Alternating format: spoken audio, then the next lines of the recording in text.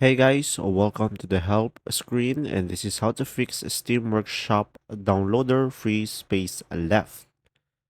So guys, today I'm going to discuss two alternative ways in order for you to have a Steam Workshop downloader.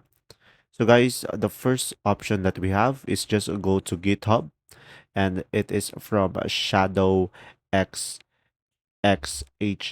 It is a Steam Shop downloader. So guys, this is an external tool that you need to download from this page. And as you can see here, it is a simple Steam Workshop downloader. You just have to run the downloader .exe and then input the link for the workshop item or mod you are trying to download. So guys, if you don't feel comfortable downloading this downloader from GitHub and including your personal details to properly download something from the workshop, another great alternative is to go to ggntw.com.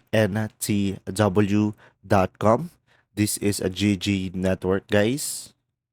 So in this website, you can find a list of a lot of supported games. All you have to do is after you arrive at this page is to click the workshop tab at the top of the screen, and then in here insert the link to the modification you are trying to download from the Steam Workshop, and the website will get a direct link that you can download the modification from without having to log into Steam or anything.